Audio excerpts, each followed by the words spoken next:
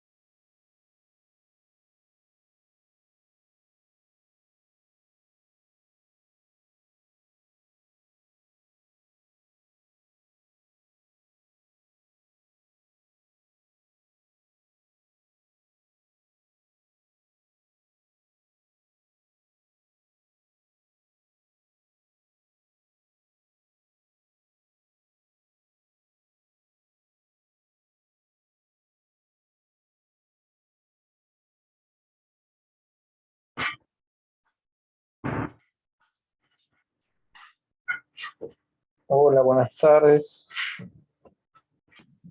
Buenas tardes. ¿Cómo les va? Perdón la demora, pero no me dejaba entrar con la clave de acceso. ¿Cómo andan? ¿Cómo estás? ¿Cómo les ha ido con los prácticos? Hola, profe, ¿cómo le va? Muy bien, ¿ustedes? Bien. Bueno, hoy somos unos cuantos más. Me alegro un poco. Espero no aburrirlos demasiado. Si les parece, vamos a intentar avanzar para que nos quede un solo punto sobre algunas atribuciones más del Poder Legislativo, ¿sí? En cuanto a funciones y competencias generales, estamos cerca de media, y a ver si...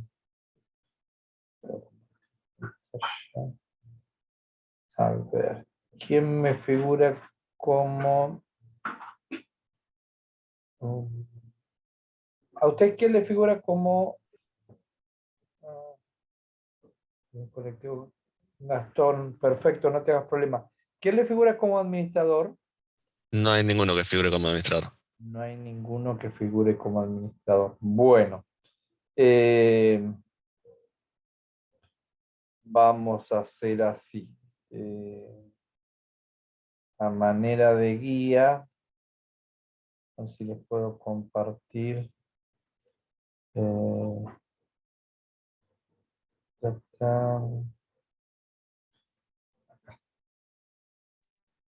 Les puedo compartir por lo menos para que tengan un resumen.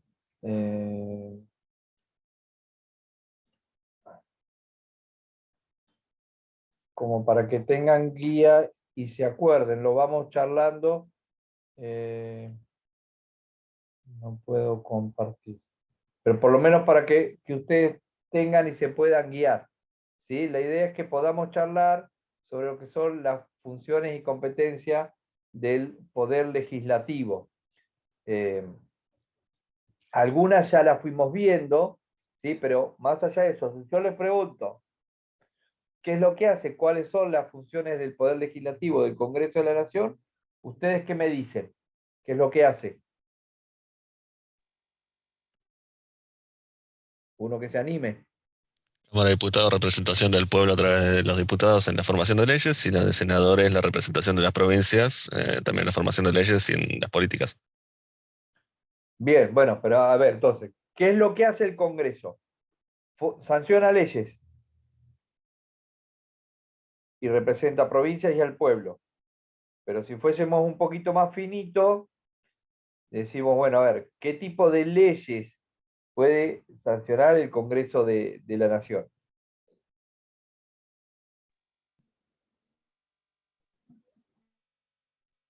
¿Alguno más que...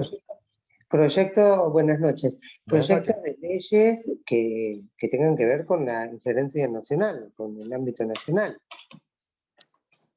Bien, ahora, fíjense que nosotros naturalmente lo cerramos en la idea de que sanciona leyes.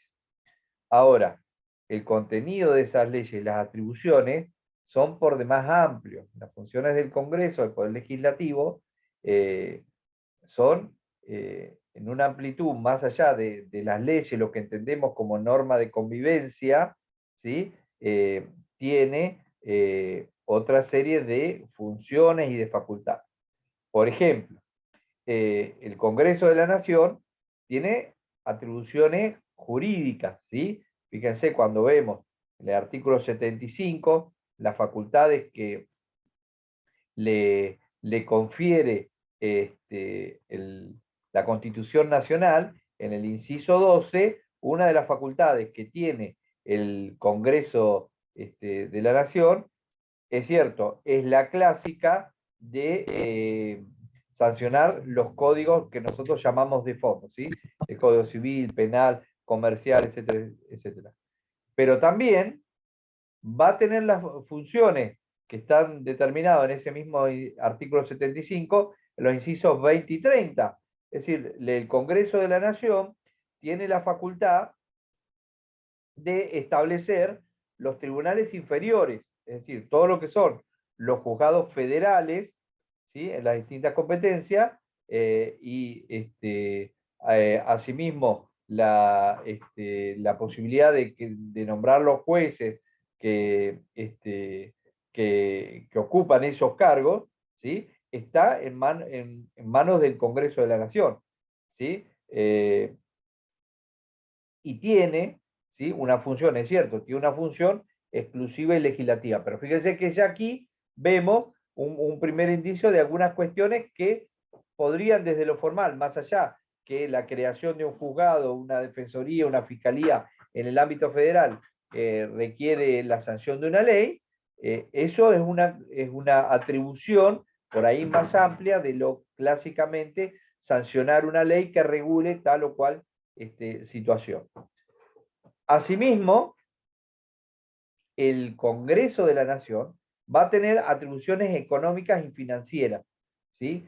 Porque se acuerda que nosotros habíamos dicho que la Constitución del año 94, pero ya lo traía en la idea desde 1853, de que el Congreso de la Nación es quien le va marcando el rumbo a la nación, es quien tiene la facultad de sancionar aquella ley de leyes que es el presupuesto nacional, y es la que determina desde esa manera el rumbo. ¿Por qué? Porque si yo sanciono un presupuesto que la mayor parte del presupuesto, no sé, va a generación de obra, o va a educación, o va a, no sé, armamento y defensa. Bueno, son distintos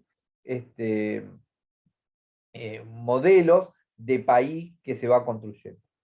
Asimismo, en el caso del artículo 4, digamos, fíjense que estos, el artículo 4, el artículo 9, el artículo 17, son parte de esos que decimos los consideraron en la reforma del 94 como los de contenido pétreo, los que no se tocaban porque hacían a la existencia misma de la identidad nacional y demás.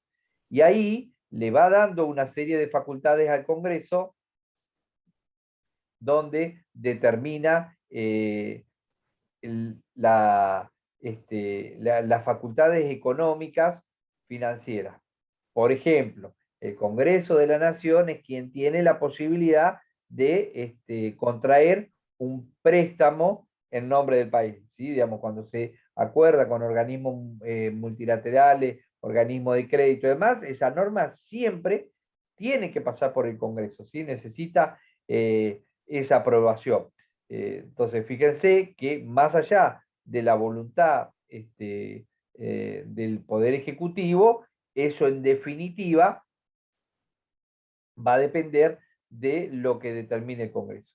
Y asimismo, ¿sí?, la Constitución determina que el gobierno federal, es importante que nosotros tengamos esa idea, el gobierno federal es tanto el presidente de la Nación como el Congreso de la Nación, es el que tiene que prever el sustento de los distintos estados provinciales. ¿Está bien? Entonces, el gobierno federal, luego vamos a ver si se respeta o no con la coparticipación, pero es el que tiene que proveer a los gastos, ¿sí?, de toda la nación y asimismo de las distintas provincias. Porque acordémonos, somos todos un solo Estado nacional. La misma Constitución dice que no va a haber más aduanas que las exteriores. Es decir, no hay una aduana para cruzar de Buenos Aires a Río Negro, La Pampa, Santa Fe, ¿sí?, o de Santa Fe, Entre Ríos y Corrientes. No hay aduanas internas. Por lo tanto, el único que puede determinar impuestos externos para los bienes que entran o salen del país es el Congreso de la Nación. Y lógicamente, como el Congreso de la Nación es el único que tiene la posibilidad de generar esos impuestos que abarcan a todo el país, tiene que determinar las reglas de distribución que sean equitativas. Recordemos además, Doctor, sí, ¿qué tal? Buenas noches. buenas Tengo una noches. pregunta. ¿Con qué acuerdo se pidió el crédito al Fondo Monetario Internacional? ¿Pasó por el Congreso? ¿Se aprobó por el Congreso? Sí. Ah, se aprobó por... Sí, sí, se aprobó. El último acuerdo se aprobó con el Congreso. Es más, parte de... tuvo en eso una particularidad que tuvo parte de la oposición, acompañó para que el acuerdo no se cayera. Sandro y Facundo, yo tengo el micrófono así prendido. Para que el acuerdo no se cayera, acompañó porque había parte del bloque oficialista que no quería acompañarlo. Pero eso sí se aprobó por el Congreso de la Nación. De la Sí, misma manera, sí, perdón, profe, yo avisé que estaba prendido y me estaba haciendo ruido, no sabía que el compañero iba a hablar. perdón, no hay problema. De la misma manera, el Congreso de la Nación, dijimos, es el único que puede generar impuestos y rentas. Es decir, cuando nosotros hablamos de, no sé, crear nuevas alícuotas, crear impuestos, etcétera, etcétera, eso no lo puede hacer por decreto el Poder Ejecutivo y va a necesitar la aprobación del Congreso de la Nación. Nosotros Bien, habíamos visto, sí, también, perdón, ¿había alguna pregunta? No, gracias. Le agradezco. Habíamos visto que tenía algunas atribuciones en materia de política internacional. ¿Se acuerdan? Los casos de los artículos 75, el inciso 2, con esos tratados que nosotros les vamos a reconocer la jerarquía constitucional y con el resto de los tratados internacionales. Profe, una pregunta. Eh, Dime. digamos, para el parcial, ¿no? O sea, lo más importante es saber qué tipo de atribuciones tiene el Congreso, ¿no? O sea, o cada inciso en particular. No, ¿qué tipo de atribuciones? ¿Qué Ah, tipo de bien. atribuciones? Y tratar de, aunque sea Claro, explicar. desarrollarlas. Exacto. Acuérdense siempre, al titular de cátedra le gusta que expliquen y desarrollen. Sí, sí, genial. Eso quería saber, o sea, si yo me refería a eso, o saber cada, digamos, dentro de cada atribución los artículos, digamos. No, eso, a ver, están muy marcados, son los incisos del artículo 75, pero bueno, si no se acuerdan, si por H, por B, digamos, si está bien desarrollado y ustedes se equivocan en el número del inciso, no va a estar desaprobado. Lo importante es que ustedes tengan el concepto. Pero la idea es que ustedes tengan en claro que el Congreso tiene distintas funciones, ¿sí? En cuanto a lo económico, lo seguridad nacional, financiero, ¿se entiende? Que ustedes tengan la idea de cuál es las funciones y la actividad que puede desarrollar el Congreso de la Nación. Fíjense, por ejemplo, además, en materia de seguridad nacional, ¿por qué? Porque el Congreso de la Nación es el único que puede declarar la guerra, ¿sí? Incluso puede también generar la intervención federal en algunas circunstancias bien específicas donde está en juego la seguridad y el mantenimiento de alguna situación en el marco de las provincias. Entonces, en resguardo de la unidad nacional y de la soberanía del pueblo, cuando haya alguna situación desbordante en una provincia, existe la posibilidad que el Congreso dicte la intervención federal, intervenga los distintos poderes de una provincia. Fíjense que allí también tenemos un pequeño problemita o una cuestión interpretativa. ¿Por qué? El artículo 6 de la Constitución habla del gobierno federal. ¿Sí? El artículo dice: el gobierno federal interviene en el territorio de las provincias para garantizar la forma republicana. Entonces allí habría una previa intervención o interpretación donde decimos, bueno, el gobierno federal es tanto el Congreso de la Nación como el Poder Ejecutivo. ¿Está bien? Si bien cuando la reforma del año 94 trata la segunda parte dentro del artículo 75, la intervención federal, le da mucha fuerza y mucho poder al Congreso de la Nación para que esto no sea una decisión del Poder Ejecutivo.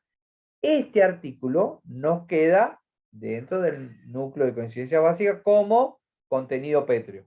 Entonces, ¿se acuerdan que lo habíamos dicho, la opinión de Vidal Campos, que muchas veces la reforma de la Constitución y el texto de la Constitución, como es parte de un acuerdo político, tiene negociaciones y muchas veces hay ciertas inconsistencias? ¿Por qué? Porque, bueno, porque hubo que negociar y por ahí no hubo un tratamiento integral, una técnica legislativa y demás, sino que por las mismas negociaciones políticas hay cosas que resultan insalvables.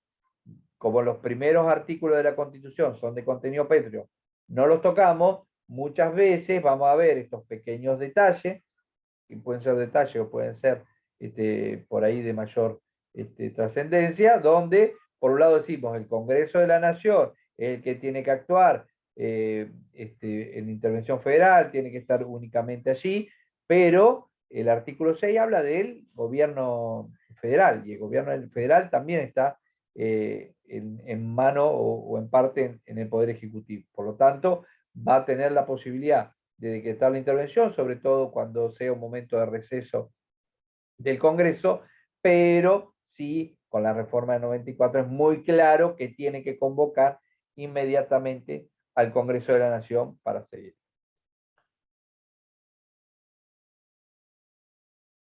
Aparte, tiene funciones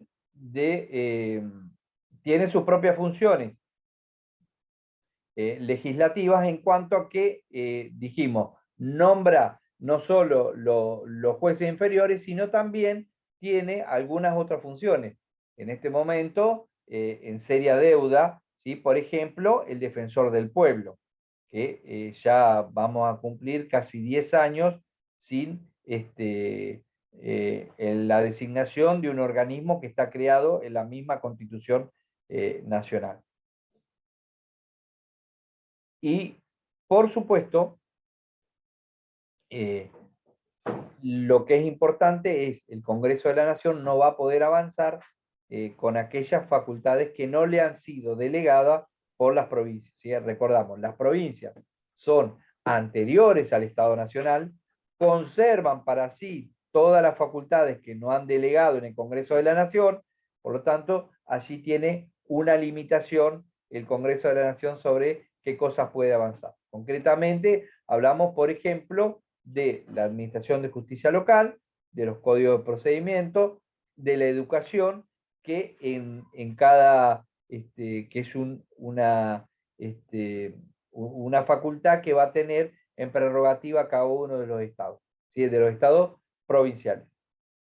Ahora un poquito más adelante vamos a ver otra pequeña contradicción, decir, bueno, son facultades y le impone el legislador en el año 94 al Congreso de la Nación dictar normas de educación medianamente homogéneas para que no sea una provincia con una característica de educación superior y una provincia que tenga una política de educación más mediocre, ¿sí? Entonces, el Congreso de la Nación tiene como misión y como obligación y como mandato constitucional, sin embargo, va a tensar con esta facultad que tiene cada una de las provincias de decretar y de administrar su educación, sobre todo en el nivel primario, y eso es fundamental. Entonces, ¿qué vamos a ver? Hay provincias que a lo mejor tienen mucho más arraigo la educación religiosa, aún en escuelas estatales, ¿sí? Entonces, fíjense que allí hay ciertas tensiones, hay ciertas discusiones, y el Estado y el Congreso de la Nación tiene obligación constitucional de generar la legislación y los mecanismos para que esas desigualdades no ocurran. Otra facultad muy importante que tiene, también creo que esa ya la han visto, son las atribuciones preconstituyentes, ¿sí? ¿Por qué? Porque para generar una reforma de la Constitución, es necesario la sanción de una ley que decrete, en primera instancia, la necesidad de la reforma y luego, con el procedimiento que establece la misma Constitución, generar la reforma y habilitar el proceso constituyente. Entonces allí tenemos una nueva función que tiene el Congreso de la Nación. Más allá que es claro que todas estas funciones se van tramitando a partir de la sanción de normas, pero es importante que tengamos en claro que son funciones y son normas que apuntan a distintos aspectos de la sociedad. Y fíjense que en definitiva la Constitución lo que le da en todas esas, en todos esos incisos, todos esos institutos que tiene el artículo 75, que debe ser el más largo de la Constitución, toda esta serie de facultades para decir, bueno, realmente en el Congreso de la Nación y en los congresos o legislaturas provinciales está la posibilidad de diseñar, ¿sí?, una sociedad o el rumbo que tendría que tomar el país, la provincia, en su caso, ¿sí? Más allá de la tradición nuestra, digamos, nosotros no podemos evitar ser quienes somos y el Poder Ejecutivo va a seguir teniendo un peso fundamental, pero bueno, si nosotros fuéramos al espíritu del año 94, la idea siempre fue que el Congreso de la Nación fuese el lugar de representación política, de discusión y donde se genere la decisión y las mejores políticas y el diseño del país que todos queremos. Fíjense que si ustedes leen el artículo 75, en el inciso 18, antes era el inciso 16, una de las facultades y obligaciones que tiene el Congreso de la Nación es proveer lo conducente a la prosperidad del país. Eso es lo que dice el texto constitucional. Plantea el adelanto, el bienestar de todas las provincias, ¿sí? Esta idea de tratar de evitar esto que nosotros conocemos como la prosperidad más cercana al puerto de Buenos Aires y por ahí un poco de retraso en el resto de las provincias. Es parte del Congreso de la Nación que tendría que velar por el fortalecimiento de economías regionales, del interior del país, promover la industria, la inmigración. Bueno, hay una parte del texto que ha quedado con las ideas y el término del año 1853, ¿sí? Porque habla de propender a que haya más redes de ferrocarriles, canales navegables, etcétera, etcétera. Pero bueno, el espíritu siempre ha sido el de avance y que el avance sea en todo el país. Y lógicamente hay una cuestión fundamental en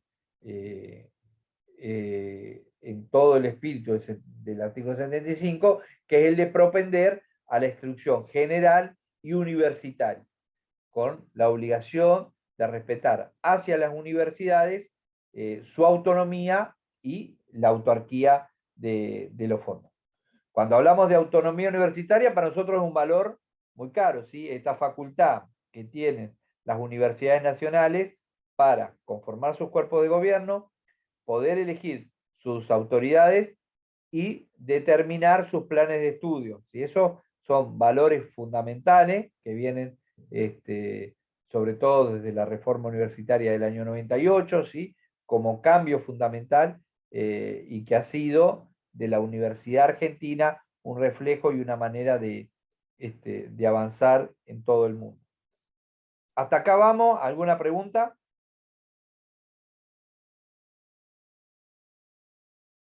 Nada hasta acá. Espero que estén despiertos. A ver. Una cuestión que hoy resulta un tanto compleja o con opiniones. En el año 94 la reforma adquiere un compromiso social y solidario, que es muy claro y es muy definido. Hay, por ejemplo, una cuestión fundamental, la van a encontrar en el artículo 75, en el inciso 17, que es el reconocimiento de la preexistencia étnica y cultural de los pueblos indígenas de Argentina. La Constitución es clara en esto, en cuanto le da mandato al legislador. Esto no es una opinión, un podrá ser, es un mandato, ¿sí?, que le otorga de garantizar el respeto a la identidad y al derecho a una educación bilingüe, a una educación intercultural, el reconocimiento de la personería jurídica de la comunidad, ¿sí? Es un concepto importante, ¿sí? Y sobre todo una cuestión fundamental por la cual lo han luchado las distintas comunidades en todo el país, la posesión y la propiedad comunitaria de las tierras que tradicionalmente ocupa. Profe, perdón, pero con el Sí, tema ese del reconocimiento de la propiedad de la tierra hay bastante conflicto, porque hay bastantes comunidades que no tienen el reconocimiento legal de la tenencia de la tierra. bueno, es un tema, sobre todo lo estamos viendo con la situación y el conflicto mapuche, lo estamos viendo desde los dos lados de la frontera, ¿sí?, tanto en territorio argentino como en territorio chileno.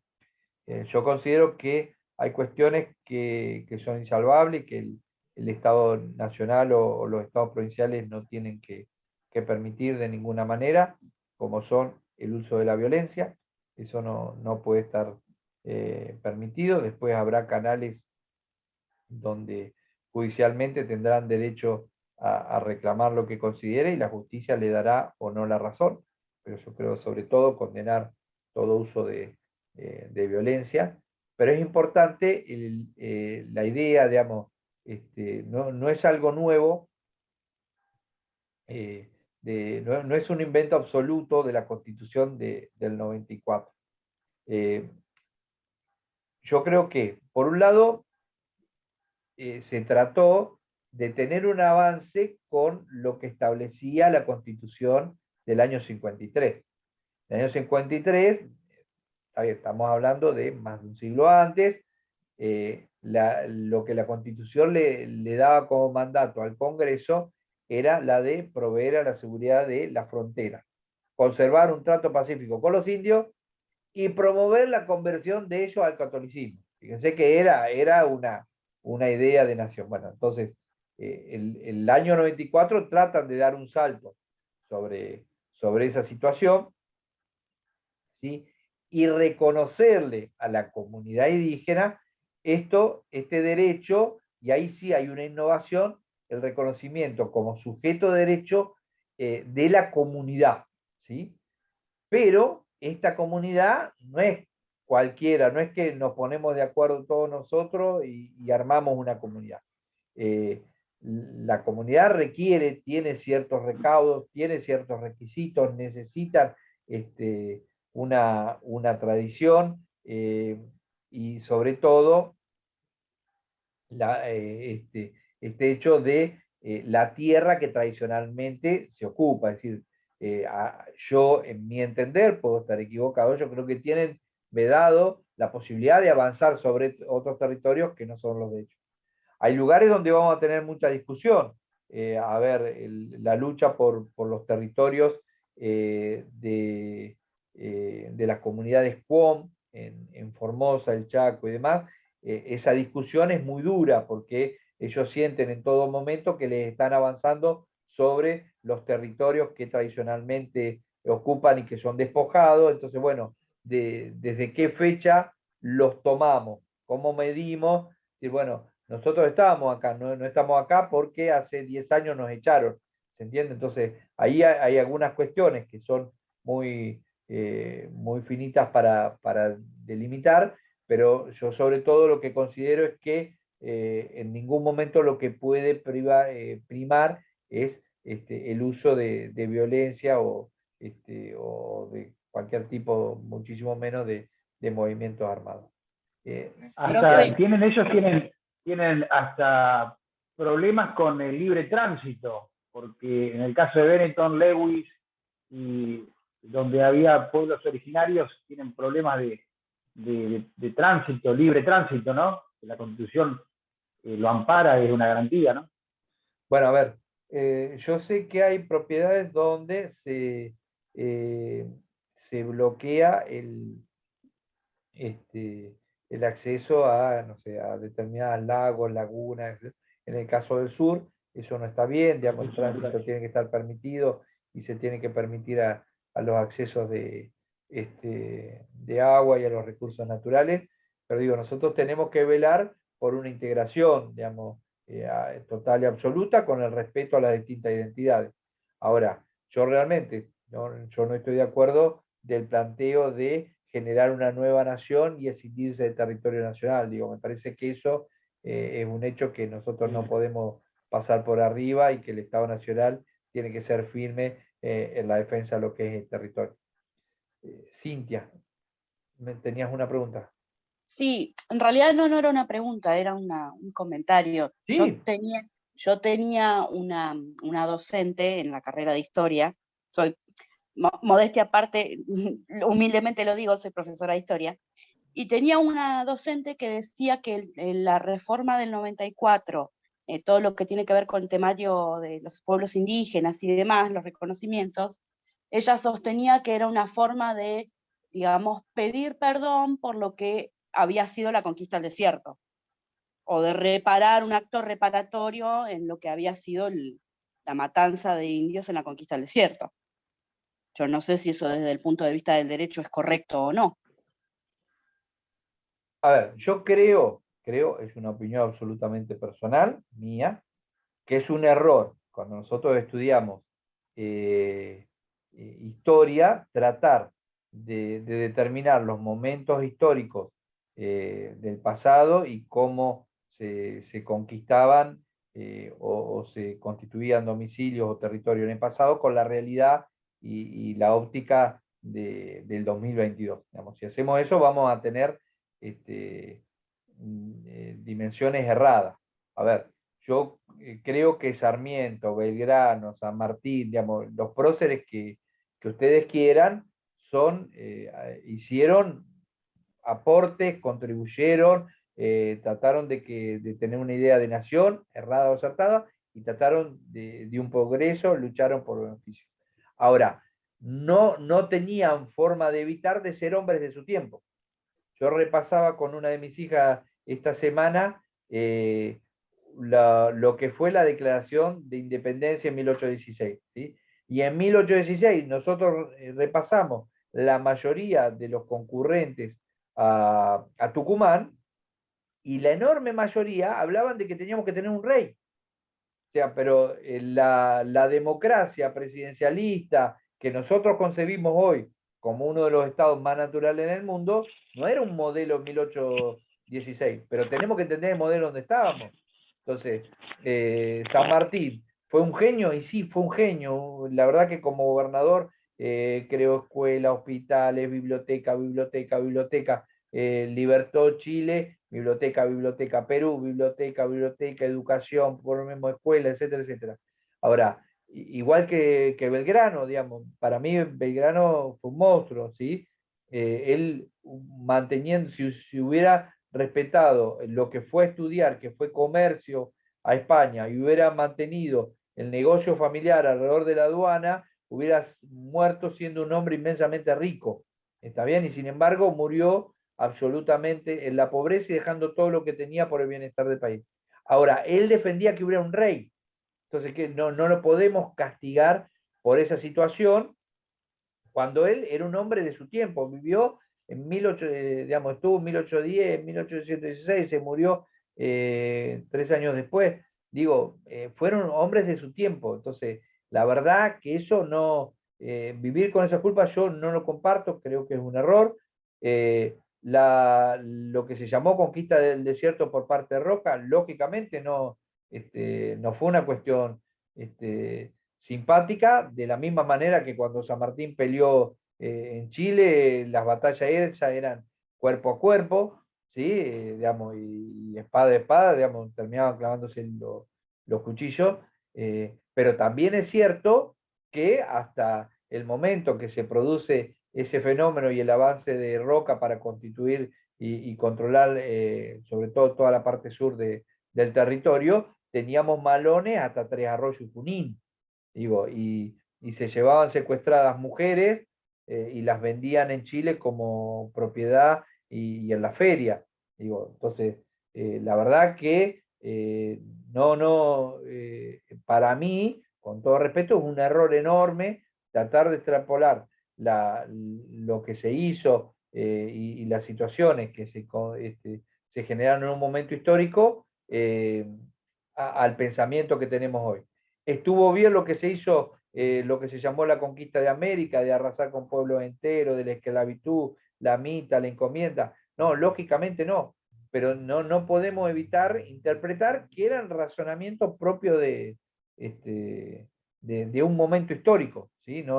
Digo, yo creo que hay cosas que uno puede evaluar, que fueron errores, que estuvieron mal, etcétera, etcétera, pero después responden a un momento histórico del país, a la forma de pensar de las personas de ese momento, digamos. Seguramente nosotros vamos a hacer cosas que nuestros hijos y nuestros nietos van a decir, mirá, estos se creían vivos y estaban atrasados porque no veían el avance y demás, pero digo, nosotros respondemos a la lógica del sentimiento que tenemos nosotros hoy en 2022. Mitre, Sarmiento, Avellaneda respondían al fines del siglo XIX, Belgrano, Moreno eran revolucionarios en 1810. Maggie, decime. Sí, no, quería por ahí plantear, pues dijiste que no ves un segundo estado, una segunda nación dentro de la Argentina. Pero, por ejemplo, Bolivia con la reforma de la Constitución se declara Estado plurinacional. No es el caso, creo que se pueda dar en Argentina, porque tampoco es que tienen tanto peso o tanta significancia los pueblos originarios como en Bolivia, ¿no? Pero si Bolivia lo hizo, ¿por qué no se podría? Pero eso es distinto, eso es una cosa distinta, Maggie. Bolivia se declara como Estado plurinacional, es decir, el reconocimiento interno a sus propias etnias y a distintas. Yo tengo amigos que han sido veedores en los procesos electorales y es muy interesante las diferencias de cada una de las comunidades, ya sea los que están en el llano, que dicen ellos, y las del altiplano, en cómo eligen, en cómo votan. Algunas reconocen la posibilidad de que cada uno emita un voto y otras, por ejemplo, tienen que tomar una decisión colectiva y hay un solo voto por colectividad, digamos. En lo económico algunos tienen una idea de organización y otros tienen distinto, pero nada atenta contra la unidad del Estado boliviano. No hay nadie que esté planteando escindirse del Estado boliviano. ¿Está bien? Entonces, vos me decís, tenemos reconocimiento. A mí me parece fantástico, pero yo no comparto que haya un sector que diga, mire, nosotros queremos estar en un proceso que genere un nuevo país separado de Argentina y Chile. Bueno, yo no lo comparto. Creo que la unidad del territorio nacional es algo que el Estado Nacional no tiene que defender. Y en particular, fíjense que el Estado que defienden, incluso los mapas y demás, llega hasta Mar del Plata. Digo, yo la verdad me siento argentino y digo, puedo estar errado, mis nietos me podrán decir, vos estabas pensando como un viejo en el 2022, pero digo, yo siento que es así y creo que el Estado argentino tiene todos los medios para generar y reclamar y asentar ante la justicia que este es su territorio nacional. ¿Sí?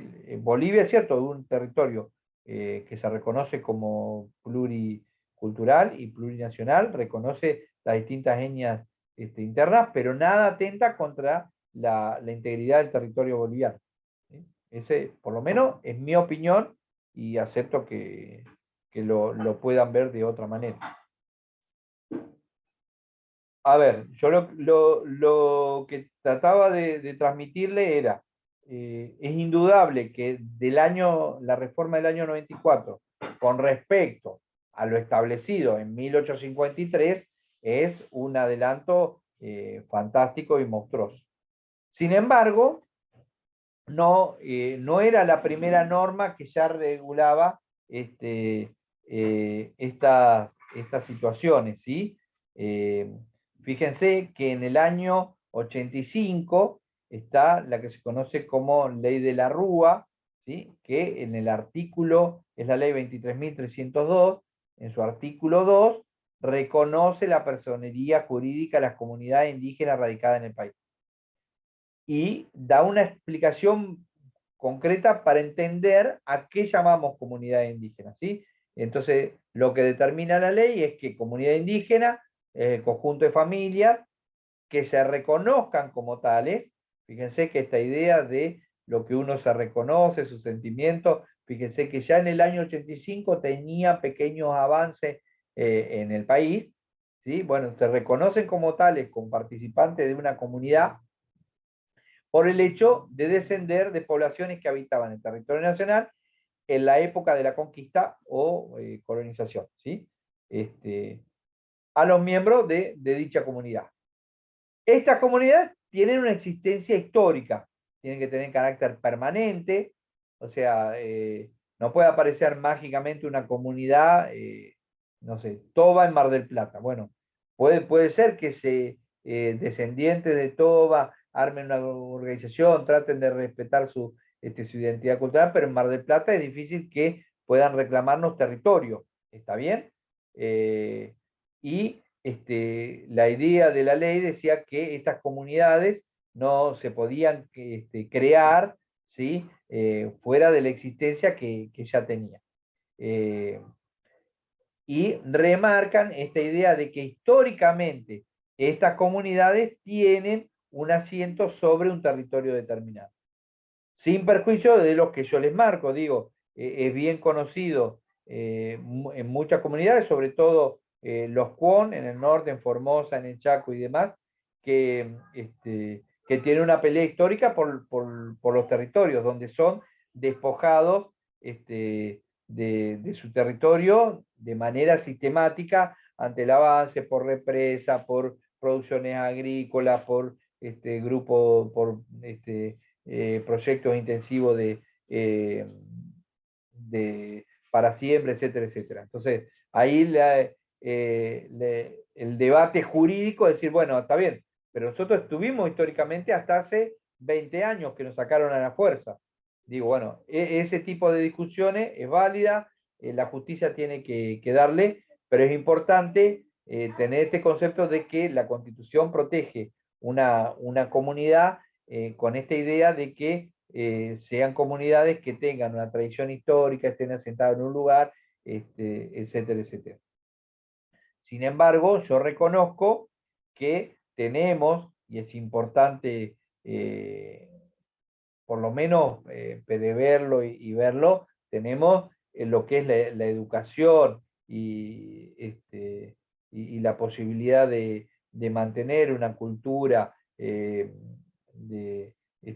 bicultural o multicultural, tenemos una deuda bastante importante, ¿sí? Hay regiones donde se ha podido avanzar, en Cordillera, por ejemplo, con la posibilidad de que los niños que vayan a educación primaria o preescolar puedan mantener tanto el idioma castellano o español oficial como el mapuche, pero a nivel universidades son muy poquitas las experiencias que van recogiendo la posibilidad de que haya una formación intercultural, el respeto a lengua y demás, digamos, son muy pocas las experiencias que tienen ese tema en las universidades de Argentina, y creo que es una deuda pendiente que tenemos que tratar de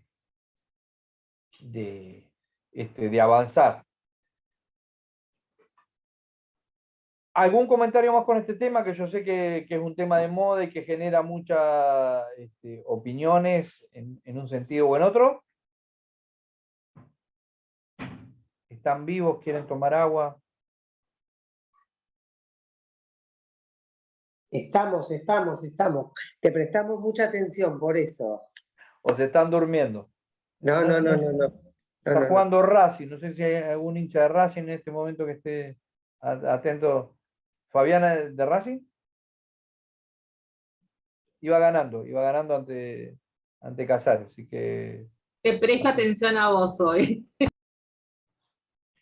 Pero bueno, fíjense, dentro de las normas, digamos, si empezamos a ver todas las, a partir de este espacio, en los incisos del artículo 75, les va dando toda una función y una obligación al Congreso de la Nación en esta idea de promover el desarrollo humano, por eso económico, y habla de la idea de justicia social, ¿sí? De generar productividad nacional, empleo, formación de los trabajadores, la defensa de la moneda, como otros tantos detalles. Yo, de las últimas cuestiones que le vi defender al doctor Vidar Campos, él insistía con la idea de que era posible plantear un amparo por incumplimiento constitucional. ¿Sí? Él decía que cualquier persona está facultado de reclamarle al Estado que no cumpla con los mandatos que tiene la Constitución. Que ese texto tan chiquito, esa ley que nosotros tenemos, es una norma que deben cumplir especialmente los miembros del gobierno federal, y que era posible demandar al Estado Nacional por incumplimiento de falta de obra pública, por incumplimiento de la obligación de proveer al trabajo, por incumplimiento de la obligación de proveer a la vivienda digna, por incumplimiento de defensa de la moneda, etcétera, etcétera. Él insistía mucho con esa idea del incumplimiento constitucional, y que era posible generar un amparo por esa situación. Asimismo, fíjense que el artículo 75, en el inciso 23,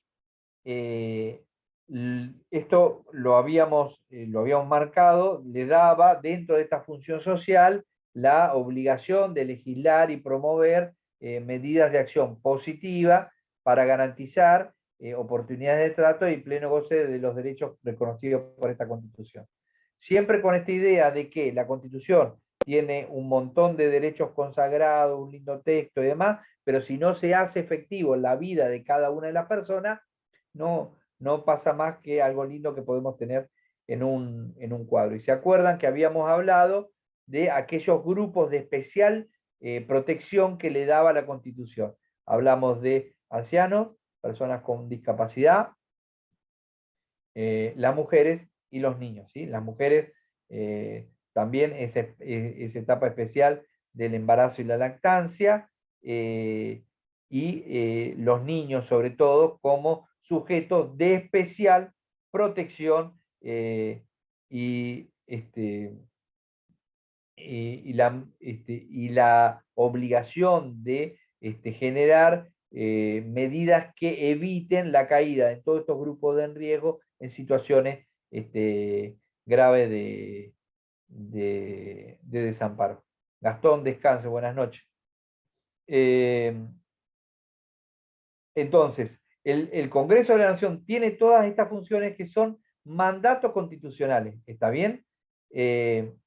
Lógicamente que no puede, a través de funciones, desnaturalizar los mandatos constitucionales. Por ejemplo, no podrían otorgarle a una persona la suma del poder público, ¿está bien? ¿Se acuerdan que habíamos dicho que en ese caso ni siquiera era posible plantear una amnistía? ¿Por qué? Porque estaban desobedeciendo un mandato que estaba por encima de ellos. ¿Está bien? Es decir, el Congreso de la Nación tiene determinadas funciones, tiene determinados mandatos, o sea, se tienen que ocupar de esto. No pueden, bueno, nos parece bien o mal y demás. No, necesitamos leyes que garanticen la protección integral del ciudadano, que generen empleo, que generen planes de vivienda, que generen desarrollo, que protejan el valor de la moneda, es decir, el Congreso de la Nación, cada uno de los legisladores, diputados o senadores, tienen la obligación de proponer, de generar, de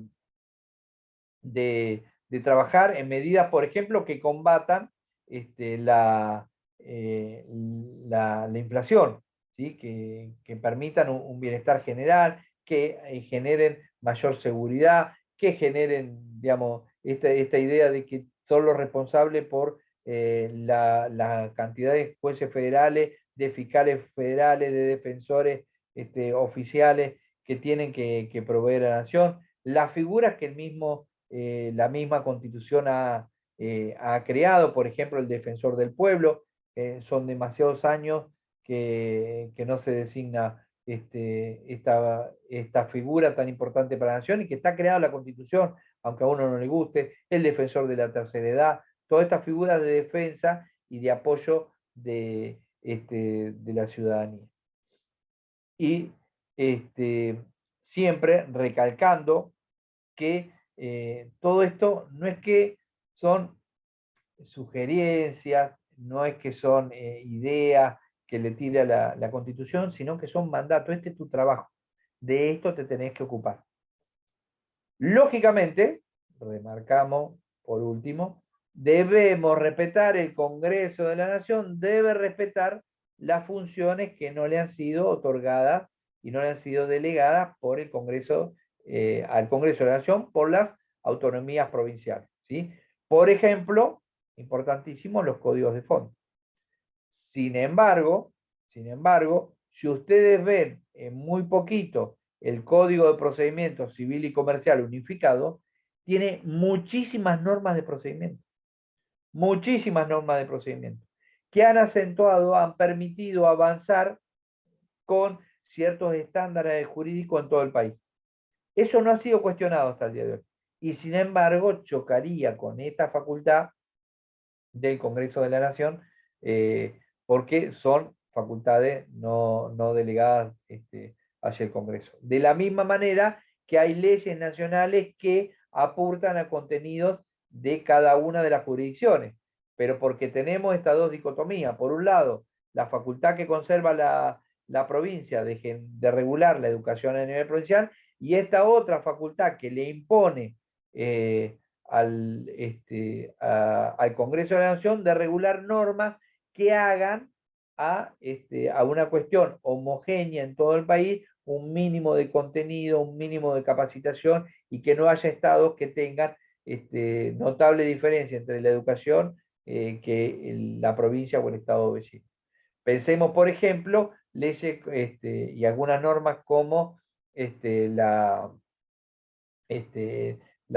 ley de salud, de educación sexual, el ESI, ¿sí? Con norma tratando de que haya normas mínimas en en todo el Estado nacional, en todas las provincias, para que no haya esto, bueno, en nuestra provincia estos son tradiciones, no nos queremos meter, etcétera, etcétera, sino tratar de avanzar, en definitiva, en los derechos para todos los ciudadanos, que no tengamos en una provincia ciudadanos de primera, la provincia vecina ciudadanos de segunda.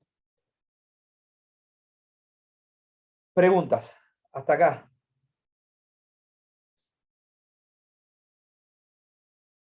Dudas. ¿Pudieron completar los prácticos que acompañó el doctor Jiménez? Sí, en mi caso sí. Todo. ¿Alguien más tuvo algún problema, alguna duda, algo con los prácticos? No, yo lo envié hoy.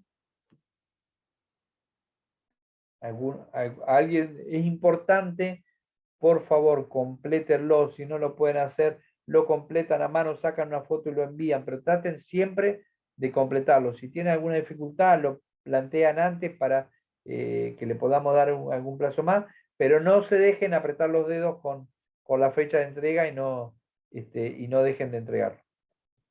Yo los libero por hoy y dejo un solo tema grueso para la próxima clase.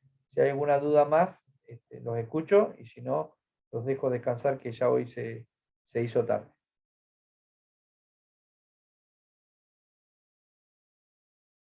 Que merezca la pena. Los dejo. Fabiana, vaya a ver el partido de Racing que iba a ganar. Gracias. Buena Pablo. jornada para todos. Chao. Absolutamente. Buenas noches. Buenas noches.